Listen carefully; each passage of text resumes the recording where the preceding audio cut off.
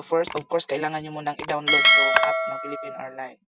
Kung hindi man, hindi ka naka-download, pwede kang pumunta dito, type mo lang yung Philippine Airline. Ito, oh. Kita mo?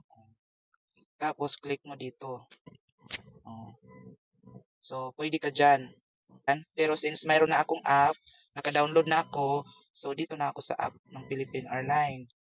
Yan. And then, pagkatapos mo ma-open yung app, click mo tong sa baba, check-in. Let's put on first the booking reference.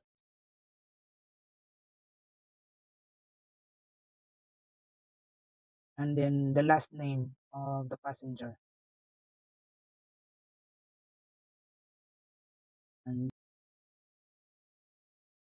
so it says check-in closes in 5 hours and 37 minutes. So her flight is 2:10 in the afternoon. So we do check-in now. You will see the passenger's name and email address. We will edit for that email address. Let's delete that and put my email address. The phone number incorrect. My phone number there. Then continue. Now,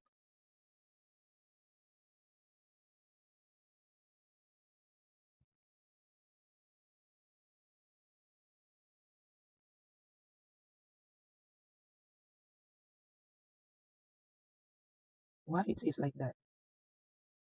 I don't get it.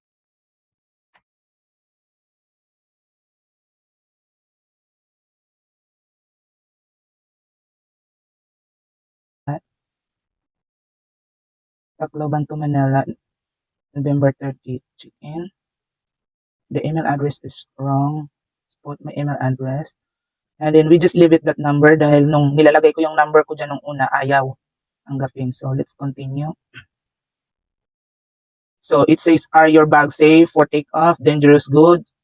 This page contains information concerning dangerous goods and other items that are not allowed to be brought as carry-on check-in baggage. So ito nakalagay dito, bawal yung impulsive fireworks, gases, LPG, camping stove, flammables, lighters, paint, oxidizing materials, small gas power engine, toxic substances, infectious substances, radioactive, corrosive battery, magnetized materials, lithium battery powered vehicles, so security prohibited items not allowed to carry on baggage or in the sterile area of the airport. So firearms, blunt items,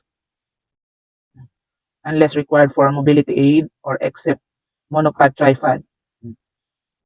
Worker tools, sharp object, stand devices, liquid aerosols, gels except not more than 100 ml container, maximum one piece of 1 liter, transparent 2.5 centimeter by 2.5 centimeter, or 25 centimeter by 15 centimeter resealable plastic bag.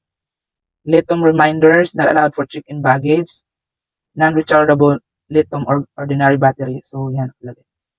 Allowed to check-in carry-on baggage. Smart luggage with non-removable batteries must not exceed 2.7 WH. And smart luggage with removable battery. Okay, that's it. So let's hit and agree and continue. Okay, ito lahat dito, check mo lang to. No, no. Are you checking in a bag belong to other person? No. Did another person pack your bag? No. So check mo lang to. Are you carrying anything for another person? No. Have the bags been out of your pack position? No. Are you paying electronic cigarette? No. Do you have any liquid or do you have any electronic devices and spare lithium batteries? No. So just click no and continue. So let's just wait a minute. Select your seats.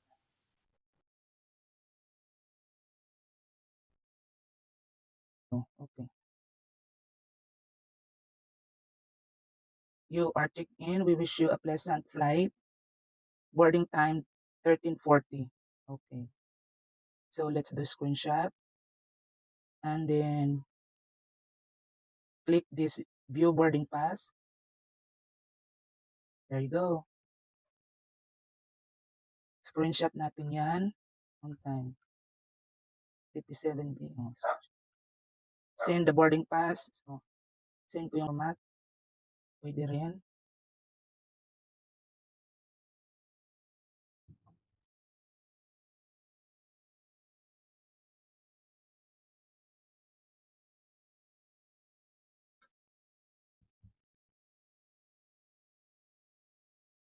Okay, so send it.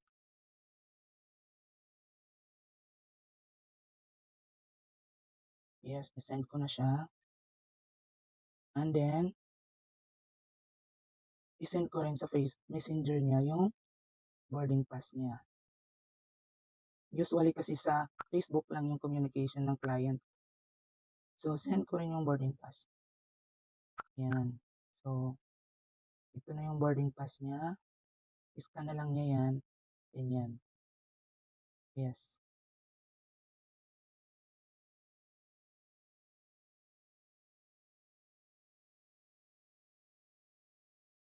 So, that's it. So, that's it. Thank you. Thank you for watching. This is Matsgaki Travel Agency. See you for the next booking. Bye.